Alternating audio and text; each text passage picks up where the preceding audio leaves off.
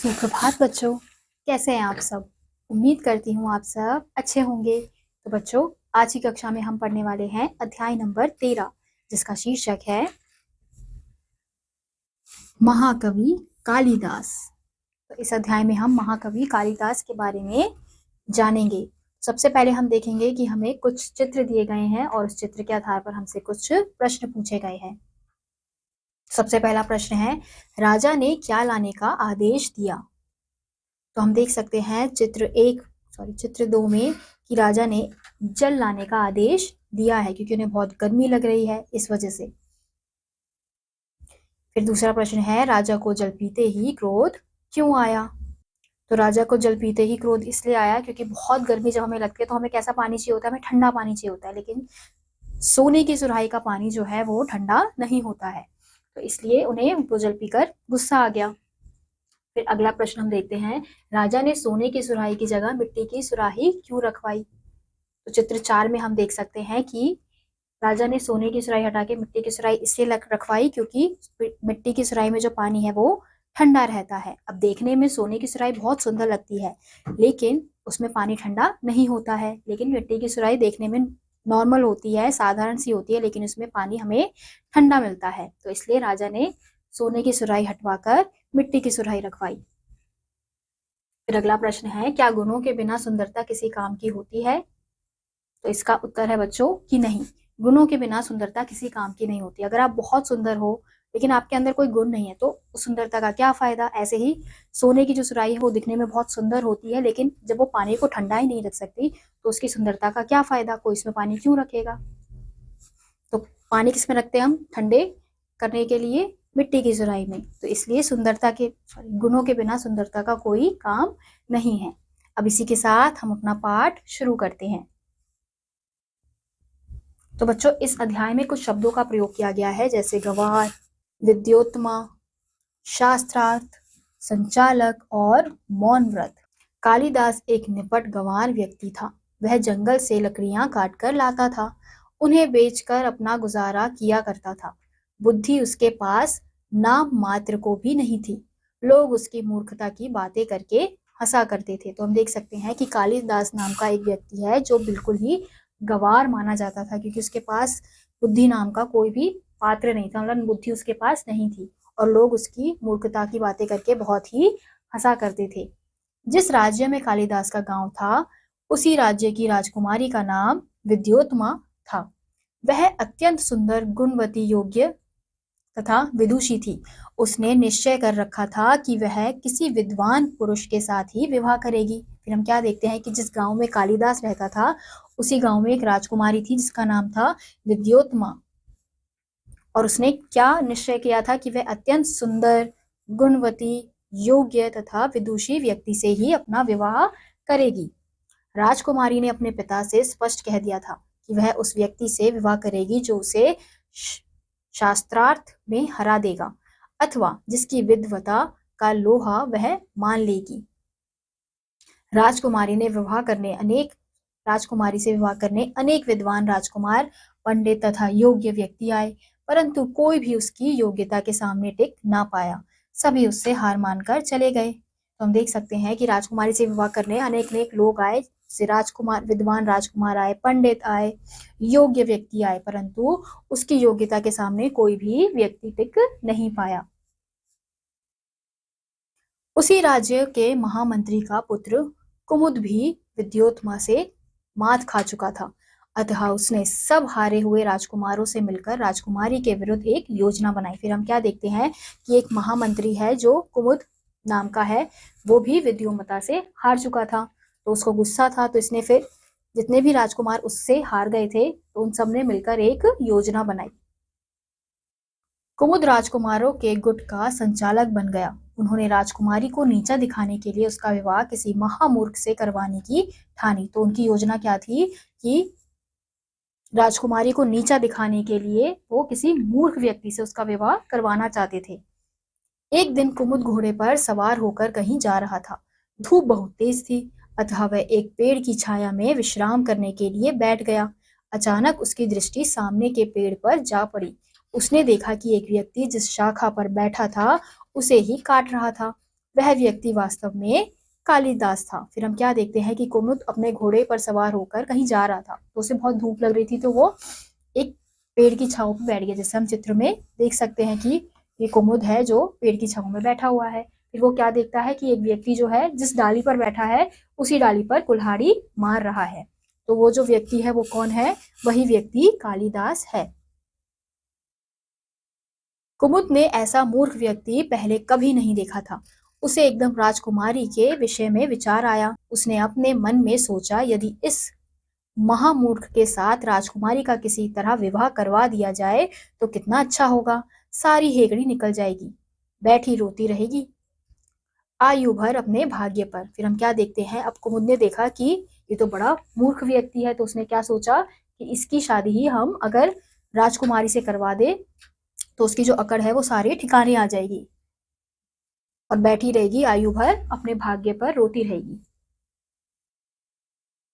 कुमुद ने अपने गुट के राजकुमारों से मिलकर ऐसी योजना बनाने का निश्चय किया जिससे कालिदास का विवाह विद्योत्मा से करवाया जा सके। फिर उसने बाकी के जो राजकुमार है उससे मिलकर एक योजना बनाई कि जिससे क्या हो कि कालिदास का विवाह विद्योत्मा से हो जाए। कुमुद ने कालिदास को पेड़ से नीचे उतारा और उसे विवाह का लोभ दिखाकर अपने साथ घर ले गया। उसने राजकुमारों से परामर्श करके कालिदास को स्नान करवाया। तत्पश्चात उसे विद्वानों जैसे कपड़े पहनाकर शास्त्रार्थ के लिए तैयार कर लिया। फिर हम क्या देखते हैं, अब कालिदास जब पेड़ से नीचे उतरा तो कुमुद ने क्या किया, उसे विवाह का लालच दे दिया कि हम तुम्हारा विवाह करवाएंगे। तो उसे राजकुमारों जैसा दिखाने के लिए उसका पहले तो स्नान करवाया, फिर तत्पश्चात विद्वानों जैसे कपड़े पहनाए, फिर उसको शास्त्रार्थ के लिए तैयार किया। तो हम चित्र में भी देख सकते हैं कि कुमुद कालिदास से इस प्रकार की बातें कर रहा है। फिर कुमुद समझता था कि जब कालिदास बातचीत करेगा तो उसकी मूर्खता का भांडा फूट जाएगा। वह इस समस्या का समाधान करने के लिए गहराई से सोचने लगा। अंत में उसे एक युक्ति सूझी। उसने कालिदास और राजकुमारी के बीच मौन शास्त्रार्थ करवाने की योजना बनाई। फिर हम क्या देखते हैं कि अब कुमुद सोच रहा था कि अगर कालिदास ने बात की तो सबको समझ आ जाएगा, उसका भांडा फूट जाएगा कि ये तो बहुत ही मूर्ख व्यक्ति है। तो उसने क्या योजना बनाई कि हम मौन शास्त्रार्थ करेंगे, यानी कि बिना बोले ऐसा कुछ शास्त्रार्थ करवाने का उसने योजना बनाई। कालिदास को सारी बातें समझा बुझाकर वह उसे राज दरबार में ले गया। राजकुमारी भी वहां आ गई। कुमुद ने कहा, राजकुमारी जी, ये महोदय एक प्रकांड पंडित हैं। इनका नाम कालिदास है। इन्होंने मौन व्रत धारण कर रखा है, अतः यह संकेतों द्वारा ही बातचीत करेंगे। फिर हम क्या देखते हैं कि कालिदास को समझा बुझाकर वो लोग उसे राज दरबार लेके आते हैं, फिर राजकुमारी से मिलवाते हैं और क्या कहते हैं कि ये प्रकांड पंडित है और इसका नाम क्या है, कालिदास है, और इसने अभी मौन व्रत धारण कर रखा है, तो इसलिए ये आपसे अभी संकेतों द्वारा ही बातचीत कर पाएगा, यानी कि इशारों में ही आपसे बातचीत कर पाएगा। कालिदास विद्वान के वेश में खूब सुंदर लग रहे थे।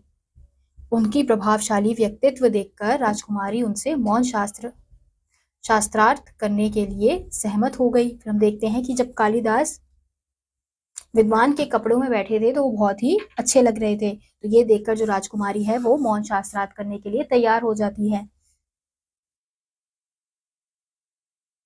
शास्त्रार्थ प्रारंभ हो गया। राजकुमारी ने संकेतों द्वारा प्रश्न पूछे, जिनका संकेतों में ही कालिदास ने उत्तर दिया। यह संयोग ही था कि राजकुमारी के प्रश्नों के सभी उत्तर सही थे। अब कालिदास का राजकुमारी से विवाह हो गया। जब शास्त्रार्थ प्रारंभ हो गया तो राजकुमारी ने संकेतों द्वारा कालिदास से बातचीत की, तो ये तो संयोग की बात थी।